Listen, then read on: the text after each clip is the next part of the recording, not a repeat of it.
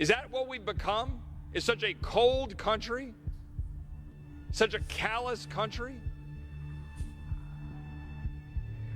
That we just blindly say that in the false name of equality or equity or whatever the word of choice is of the day, that we must draft our daughters? Well, let me be clear. Over my dead body will you draft my daughter. I mean that. Literally. Over my dead body will you draft my daughter.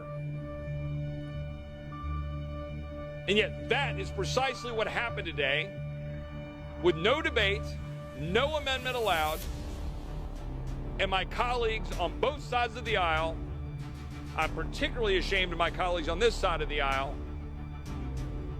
for whispering in closed doors about, well, I would have voted against that if we'd had it on the floor. I tried to oppose it in committee, but, you know, it's the NDAA, and so, you know, we've just got to support the NDAA. We've got pay raises for troops, and never mind all the other garbage that's in the bill.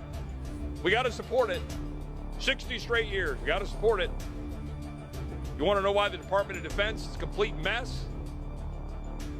You want to know why the brass is completely inept and unable to actually run a war? Unable to actually exit a country when a president gives a ridiculous order to exit on September 11th for optics? You want to know why that Department of Defense is completely inept? Because we've been authorizing it and funding it for decades. And my colleagues on this side of the aisle are just as guilty, if not more.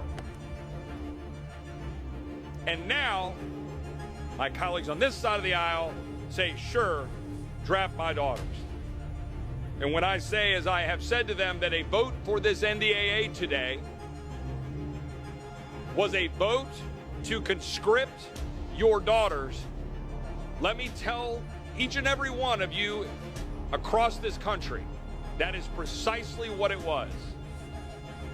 And do not let any member of this body get away with hiding or running from the simple fact that today this body voted to conscript our daughters.